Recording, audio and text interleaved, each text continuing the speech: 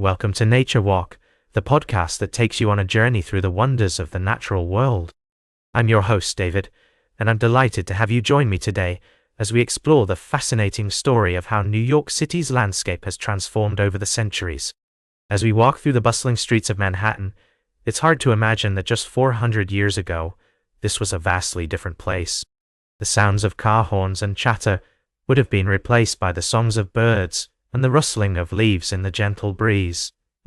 The towering skyscrapers that now dominate the skyline would have given way to rolling hills, streams, and wetlands. But thanks to the tireless work of historian and ecologist Eric Sanderson, we can now glimpse what New York City might have looked like before the arrival of humans. His groundbreaking project, known as the Welikia Project, has used historical maps, biological data, and cutting-edge technology to recreate the city's ecosystem in stunning detail. As we delve into the world of 17th century New York, we find a landscape teeming with life. The area now occupied by Grand Central Station was once home to whitewood aster plants and green frogs, while Staten Island Mall hosted redback salamanders. Even Yankee Stadium, that iconic bastion of American sports, was once a low salt marsh community inhabited by eastern gray squirrels and passenger pigeons. But the Welikia Project is more than just a nostalgic look back at the past. It also has important implications for the future.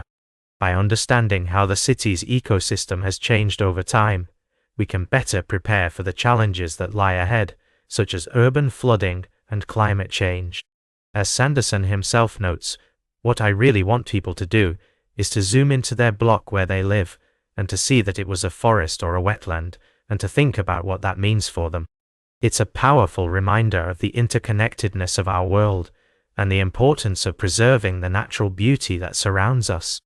So join me as we explore more of the Welikia Project and its fascinating insights into the natural history of New York City. We'll be right back with more fascinating stories from the natural world on Nature Walk. Welcome back to Nature Walk. I'm your host, David, and we're excited to dive into our middle segment today. If you're just joining us, don't worry, you can catch up on our previous conversation on our website or by listening to our podcast archives. Now, let's talk about one of the most fascinating creatures in the animal kingdom, the red panda. You might be thinking, wait, isn't a panda just a panda? Well, not exactly. The red panda is often referred to as the first panda because it was discovered before the giant panda, and it's actually not closely related to its more famous black and white cousin.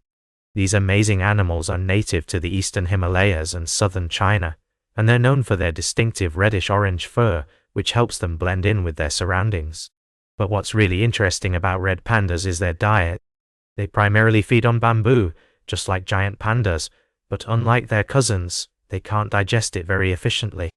In fact, they have to eat a huge amount of bamboo every day just to get enough nutrients. Red pandas also have some remarkable adaptations that help them survive in their mountainous habitats. For example, they have a special false thumb that's actually a modified wrist bone, which helps them grasp onto bamboo stalks and climb through the trees with ease. And when it gets cold, they can wrap their tails around their bodies like a warm blanket to stay cozy. Unfortunately, red pandas are facing some serious threats in the wild. Their habitats are being destroyed and fragmented, and they're often hunted for their fur or captured for the pet trade. Climate change is also affecting their food supply, making it harder for them to find the bamboo they need to survive. According to the International Union for Conservation of Nature, there are fewer than 10,000 red pandas left in the wild, and their population is declining rapidly. It's a tragic situation, and conservation efforts are urgently needed to protect these incredible animals. As we learn more about the natural world, it's clear that every species plays a vital role in its ecosystem. The loss of any one species can have far-reaching consequences, and it's up to us to take action to preserve the beauty and diversity of nature. Stay tuned for our final story of the day, right here on Nature Walk. Welcome back to Nature Walk. Today, we've been taking a journey through the fascinating world of science and academia.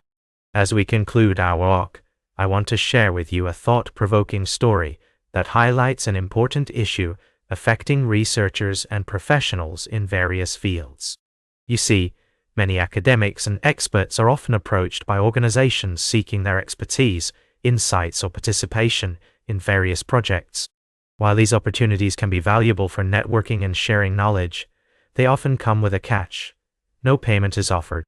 The expectation is that the expert will provide their time and expertise for free, under the guise of visibility or future collaboration. But here's the thing. This arrangement can perpetuate a broken norm where academic labor is undervalued and taken for granted.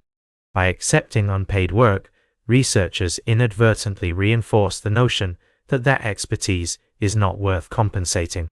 This can lead to burnout, erosion of boundaries, and a lack of respect for their professional time. So, what can be done? Setting clear fees or rate sheets is a good starting point. Having a tangible list of services and fees forces both parties to treat the expert's labor as professional work. Adjusting rates for non-profit organizations or public interest endeavors is also essential. But the key takeaway is that unpaid work should be the exception, not the rule. As we wrap up today's Nature Walk, I encourage you to reflect on your own values and boundaries.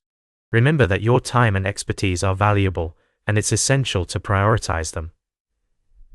By being selective about the unpaid work you take on and setting clear expectations, you can help shift the narrative and promote a culture of respect for professional labor. That's all for today's Nature Walk. Remember to like, share, and subscribe.